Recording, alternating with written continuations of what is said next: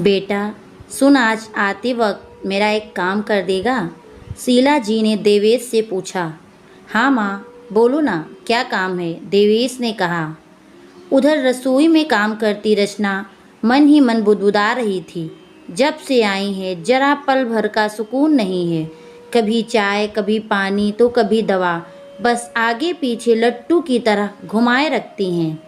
कल मेरा जन्मदिन है, वो भी इनकी सेवा में बीत जाना है। कितना मन था सुबह मंदिर जाकर पूजा करूंगी, फिर शाम को देवेश के साथ किसी मॉल में शॉपिंग और डिनर कर घर आते हैं। पर ये है ना महारानी जी, इनके रहते हम बाहर कैसे जा सकते हैं? बाहर का खाना तो इन्हें हजम नहीं होगा। पहले पकाओ फिर कहीं जाओ। कितना अच्छा था ये उधर अपने ही घर में रहती। उधर शीला जी से बात कर देवेश ऑफिस चला गया। पूरे दिन रचना मन ही मन सास को जली कटी सुनाती रही। ना अच्छे से बात की, ना दो घड़ी उसके पास बैठी। देवेश की माँ जिद कर साथ ले आया। जब इस बार घर गए थे, अब तो सास यहीं रहेगी, सारी आज़ादी खत्म। सोच सोच कर रचना कोफ्त हो रही थी। रात देवेश जब घर आया तो पहले माँ से मिलने गया, फिर चाय नाश्ता। रात को खाने के बाद जब सोने जा रहे थे, शीला जी ने रचना को कमरे में बुलाया। बहू, कल तुम्हारा जन्मदिन है ना, ये लो सलवार सूट। देवेश से कहा था तुम्हारी पसंद का ही लाए। कल सुबह तुम उठकर मंदिर चली जाना। नाश्ते खाने की चिंता मत करना, वो मैं देख लूँगी। कल देवेश की तो छुट्टी नहीं है, पर जब वो ऑफिस से आ जाए तुम उसके साथ बाहर घूम आना। शीला जी एक पैकेट रचना को देते हुए बोली। पर माँ, आपको कैसे पता मैं मंदिर जाती हूँ नए कपड़े पहनकर? आश्चर्य से रचना ने पूछा। बहू, तुम हर बार मंदिर से निकलकर ही तो फ़ोन करती हो और आशीर्वाद लेती हो, याद कैसे नहीं रहेगा? शीला जी ने कहा। रचना पैकेट लेकर सास को प्रणाम कर जाने लगी तो शीला जी बोली। बहू, तुम जैसे पहले रहती थी वैसे ही रहो, मेरी वजह से परेशान मत हुआ करो।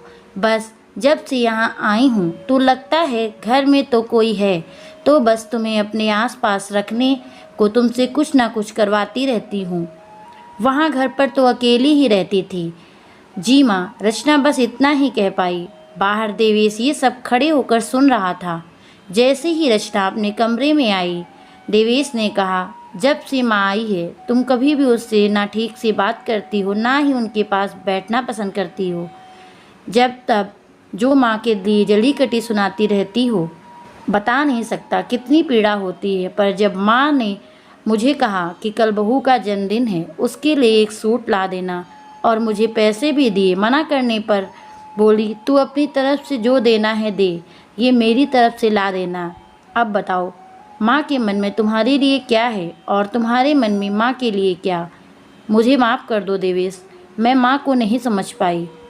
वो जब से यहाँ आई मुझे लगा था मेरा काम बढ़ गया है, पर ये नहीं सोच पाई कि वह अपने अकेलेपन की वजह से मुझे अपने आसपास रखती थी। कल माँ को भी मान लेकर चलेंगे, ठीक है? रचना ने शर्मिंदा होते हुए कहा। चलो, जल्दी ही समझ आ गया, नहीं तो मैं सोच रहा था मेरी माँ का क्या होगा। देवेश रचना को देखते हुए बोला, कुछ नहीं होगा, अब माँ अपनी बहू के साथ अच्छे से रहेगी, तुम देख लेना। रचना कहकर सो गई। कल की सुबह उसे माँ समान सास से आशीर्वाद भी लेना था। इधर देवेश माँ को लेकर थोड़ा बेफिक्र हो गया था। दोस्तों, ये थी आज की कहानी। कहानी कैसी लगी हमें ज़रूर बताएं।